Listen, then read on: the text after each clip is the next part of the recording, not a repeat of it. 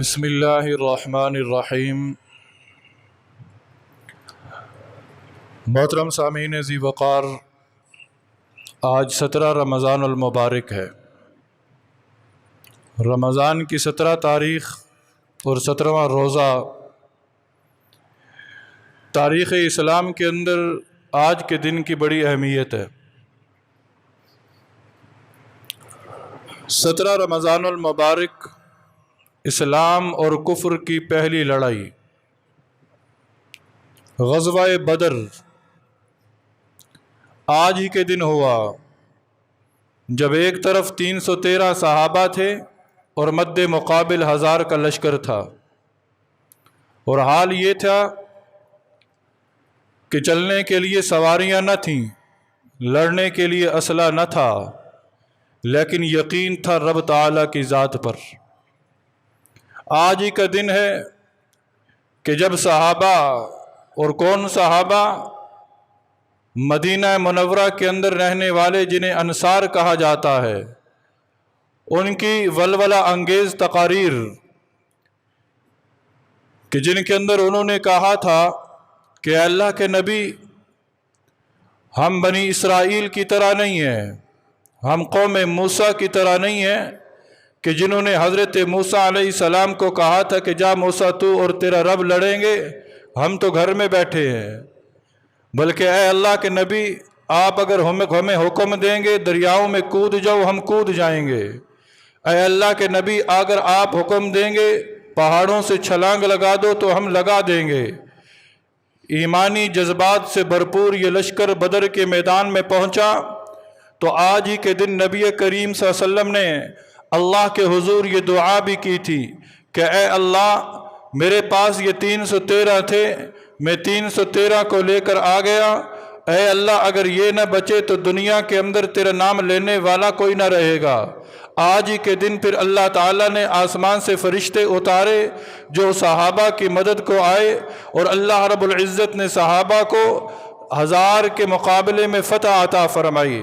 آج ہی کے دن ابو جہل جہنم رسید ہوا، آج ہی کے دن معاذ اور معوذ اس لڑائی کے اندر شریک ہوئے، آج ہی کے دن تاریخ نے وہ منظر بھی دیکھا، اس چشم فلک نے وہ نظارہ بھی دیکھا کہ ایک طرف بیٹا ہے، ایک طرف باپ ہے، ایک طرف چچا ہے، ایک طرف بھتیجا ہے، ایک طرف ماموں ہے، ایک طرف بھانجا ہے، ایک طرف باپ ہے، دوسری طرف بیٹا ہے، لیکن اسلامی قوت کے لیے، اسلام کے لیے اپنی جان کو ہتھیلی پر لے کر بدر کے میدان میں پہنچنے والے وہ صحابہ کرام رضوان اللہ تعالی علیہ مجمعین کہ جنہوں نے عہد کر رکھا تھا کہ ہمارا سب کچھ نبی پر قربان ہے، ہمارا سب کچھ نبی پر قربان ہے، آج کے دن انہوں نے یہ کر کر دکھایا۔ پھر آج ہی کے دن جب نبی کریم صلی اللہ علیہ وسلم فاتحانہ انداز سے مدینہ میں داخل ہوئے تو آپ صلی اللہ علیہ وسلم کے کانوں میں جو سب سے پہلی خبر پہنچی تھی کہ اے اللہ کے نبی، آپ کی بیٹی کا انتقال ہو چکا ہے، آپ کی بیٹی کا انتقال ہو چکا ہے۔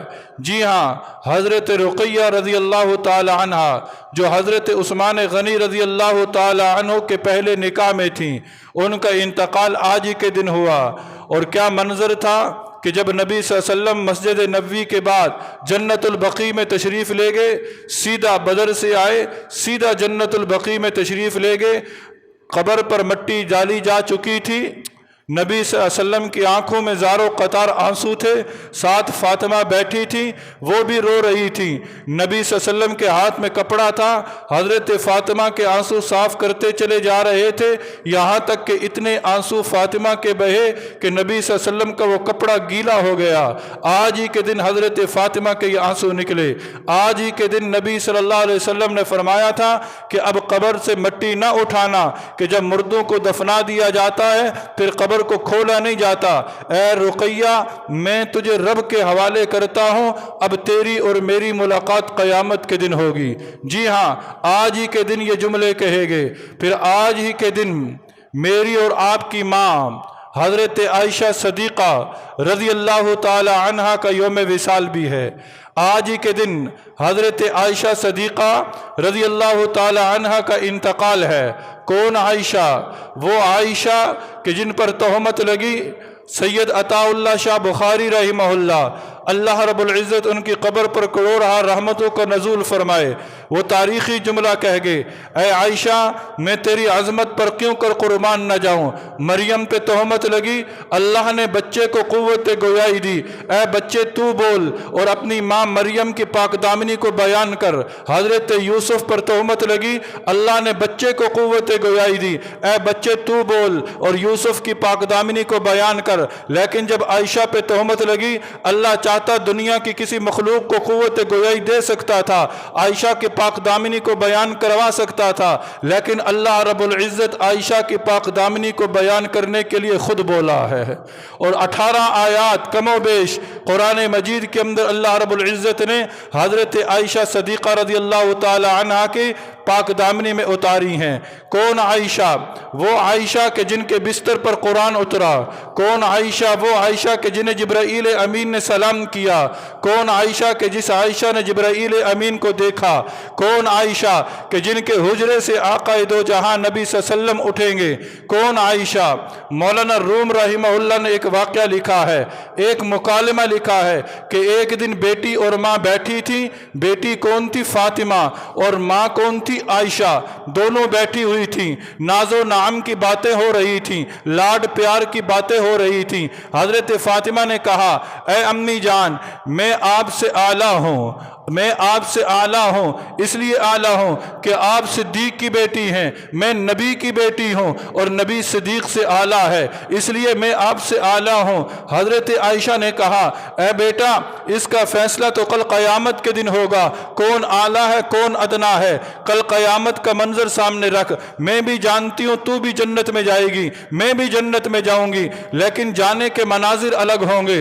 ऐ आयशा जब तू जन्नत में जाएगी हाथ तेरा होगा, उंगली अली की होगी, और जब मैं जन्नत में जाऊंगी हाथ मेरा होगा, उंगली मुस्तफ़ा की होगी।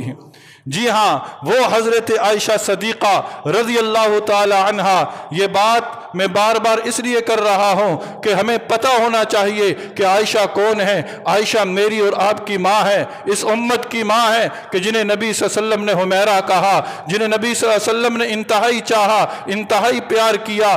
सारी अज़वाज में सबसे शहीदी ज़ोजा जो थी वो हज़रत आयशा सदीक़ा रज़ी अल्लाह ताला अन्हा थी। आज के दिन उनका विसाल हुआ। ये चंद वाक़यात थे कि जिनका ताल्लुक़ आज के दिन के साथ था। रब ताला से ये दुआ है कि इलाहुल आलमीन इन तारीख़ी वाक़यात से हम सब को सबक हासिल करने की भी तौफ़ीक़ नसीब फरमा।